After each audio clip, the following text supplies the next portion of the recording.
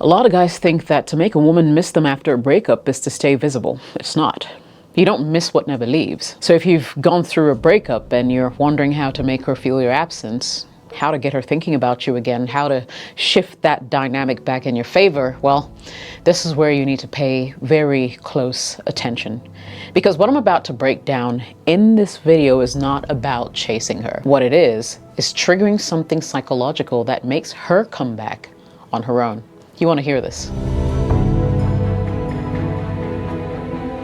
Jessica OS here, welcome to the channel. So today I'm going to walk you through 5 psychological shifts that actually make a woman miss you after a breakup. We're going to talk about why distance works, why unpredictability matters, why emotional control is more attractive than anything you could say or do, and how to position yourself so she starts questioning the breakup instead of feeling relieved by it. If you understand this, you won't just make her miss you. Guess what you're going to do? You'll completely change how she remembers you. So if you're ready, let's dive right in.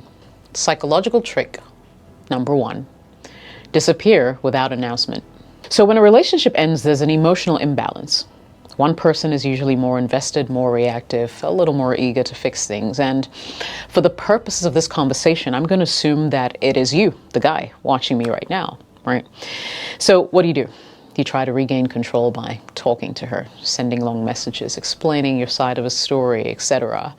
Now, you try to leave things on a good note, but what you're doing is removing the very thing that creates emotional pull after a breakup, which is uncertainty. You see, when you over-explain your exit, you give her a complete, neat, and emotionally processed version of you.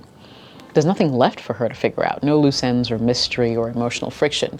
The truth is she doesn't have to think about you because basically you've already explained everything, you know? If you just disappear, on the other hand, which is what I'm recommending you do, that's where something interesting starts happening in her mind. At first, there's relief, okay? And that's important to understand.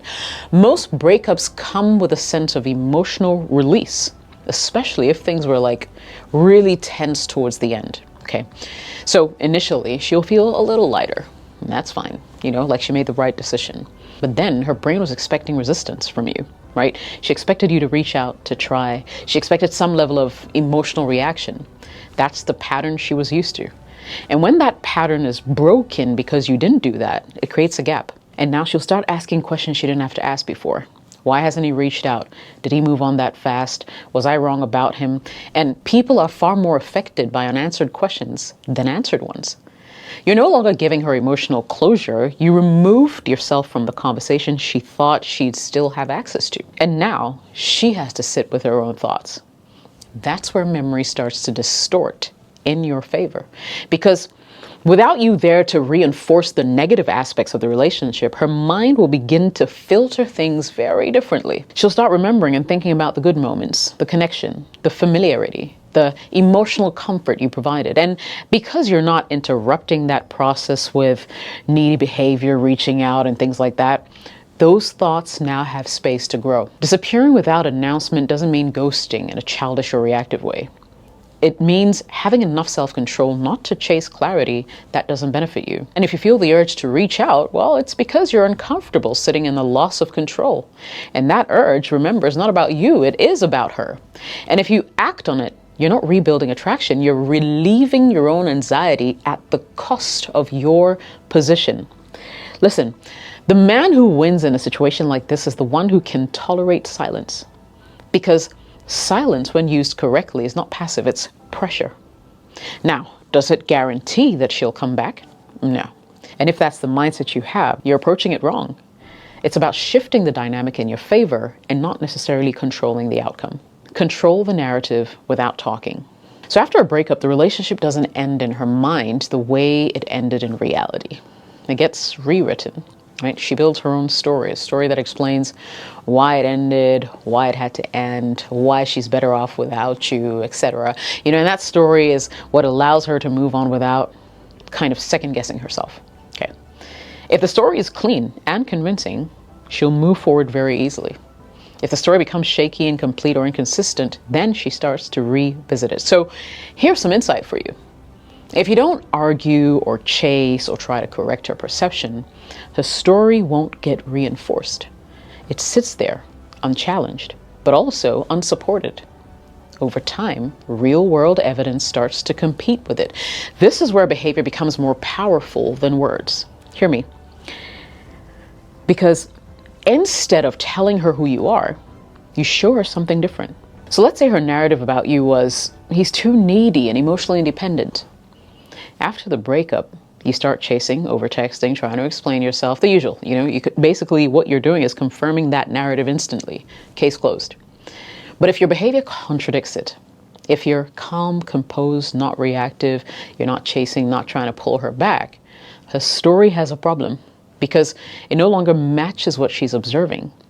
And when someone's internal story doesn't match the external reality, it creates some kind of discomfort. And that discomfort is what is called cognitive dissonance. And people resolve that discomfort in one of two ways. They either double down on the story or they start questioning it. And this is where your restraint becomes powerful because you see, you're not feeding that story anymore. You're letting it collapse on its own. Now, here's another layer that you might miss. You don't just control the narrative through how you behave towards her. What you should be doing is controlling it through how you show up in life, okay? People talk, mutual friends observe, social circles overlap, and without you saying a word, information about you will travel. So if what travels contradicts the version of you that she had in her head, it weakens her certainty. She said he was needy, but he seems fine. She said he was lost, but he looks focused. Now her story is under pressure from multiple angles, and the more pressure it faces, the more likely it is to break. But you see, something like this would only work if you stay consistent. Now I'm going to challenge you again, because this is where your discipline will matter the most. You have to let go of the need to be understood immediately, the need to explain. It's a trap. Most men want her to get it right away, to see their value, realize she made a big mistake. But you see, trying to force that realization is what prevents it from happening, because real shifts in perception take time. They happen when there's space, when there's contrast, when there's no pressure, And that only exists if you step back and let your behavior speak for you over time. Upgrade your life quietly. After a breakup, there's this instinct to prove something. You hit the gym harder, start posting more, you show your wins, your lifestyle, your progress, And on the surface, it looks like growth. But if the energy behind it is, I hope she sees this, then basically you're not upgrading, not really. You're just performing. So when I say upgrade your life quietly, what I'm talking about is shifting your identity and not broadcasting your improvements necessarily. I mean, after the breakup, she has a mental image of you, right? That image is based on who you were in the relationship. Things like your habits, your emotions, your routines, your level of discipline, your predictability. That version of you is what she used to justify leaving. Now, the mistake is if you stay the same or worse, if you appear stagnant or reactive after the breakup, you confirm her decision. You become easy to move on from. But if you start evolving in a way that she didn't expect, guess what? Something will change. Because she starts noticing it indirectly. Maybe it's through mutual friends. Maybe it's how you carry yourself if you run into her someday later. Maybe it's subtle shifts in your lifestyle, your focus, your energy. And the key is, it doesn't and shouldn't look like you're trying to impress her. It will look like you've moved into a different phase of your life. And that's what will create impact. What creates a psychological gap. Wait, he wasn't like this before. Why does he seem different now? Did I leave too soon? That internal questioning is powerful, but it only happens if the change is real and not performative. A quiet upgrade shows up in 3 key areas. First, your structure. Most men become chaotic after a breakup. Sleep schedule off, gym routine inconsistent, work distracted, energy scattered. A man who's quietly upgrading becomes more structured and not less. That structure that he puts in place creates stability. Stability creates confidence. Confidence is felt, not announced. Second, your focus. Before, a lot of your attention may have been centered around the relationship. Now redirect that focus into something productive. And over time, that will create momentum. And that shift will change how you show up in every interaction. Third, how you control your emotions. This is the part that matters more than anything else. You see, if she sees or hears that you're still reactive, still emotional, still trying to process the breakup out loud, then no matter how much you improve externally, she'll still see the same version of you. When you upgrade quietly, though, you create something called delayed realization. because you're no longer in her face. So she doesn't immediately process what's changed about you. It just happens over time. A thought here, a memory there, a comparison she didn't expect to make. Suddenly the vision of you she left behind won't match the version of you that she's observing. And that delay is what makes it hit harder, because now it's not you trying to convince her. It's her convincing herself that something about you is different. Guys, if you're starting to see where you may be going wrong after your breakup, and this is hitting a little too close to home, please go ahead and like the video and subscribe as well. Because most men don't lose women because they're not good enough. They lose them because they don't understand things like timing, emotional control, and positioning. Stop being emotionally available. I cannot overemphasize this enough. You see, after a breakup, the connection doesn't just disappear. There's still familiarity, history, emotional access. So what happens? She'll reach out most likely. And it's not because she wants you back, but maybe she's just used to you. Hey, how are you? A random meme, a late night message saying, I was just thinking about you. And a lot of guys will see this as a green light instead of what it truly is. You know, they think, hey, this is my chance. She's opening the door again. So they respond quickly. They engage, become warm again, supportive, all that fun stuff, available, you know? And that's where they begin to make major mistakes. Because what she's actually doing in the moment is testing access and not offering commitment. She's checking if she can still reach you emotionally without having to reinvest in the relationship. And if the answer is yes, if you're still there, still responsive, still emotionally open, then basically there's nothing for her to miss, period. You've essentially allowed her to downgrade you from boyfriend to emotional convenience. You see, I need you to understand that this is truly about access, okay? Before the breakup, she had full access to you. You were part of her daily life. You were her go-to.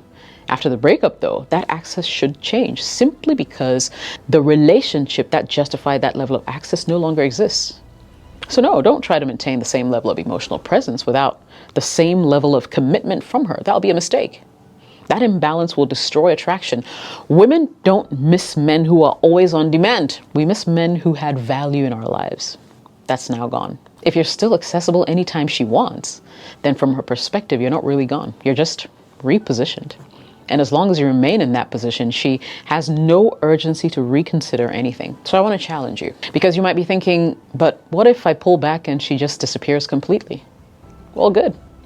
Because that tells you something real. It tells you that the only thing keeping her connected to you was convenience and not genuine desire, not because she cared. And if that's the case, your availability was never going to bring her back anyway. It was only delaying the inevitable while killing your position.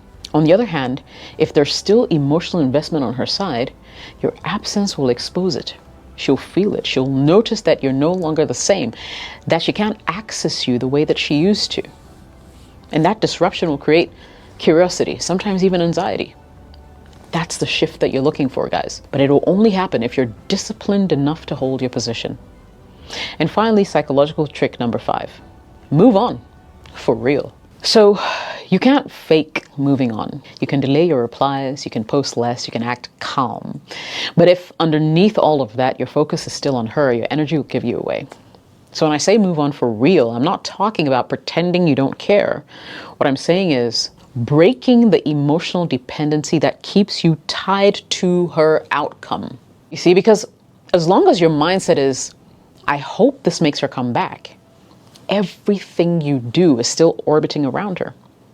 When you genuinely start moving on, not as a tactic, but a decision, your center of gravity will shift. Your life is no longer porous. Your decisions are no more filtered through, will this bring her back? Now let's talk about what this looks like practically. First, remove her from your daily mental routine. Stop checking her social media. Stop replaying conversations and analyzing what she meant, what she felt, what she might be doing.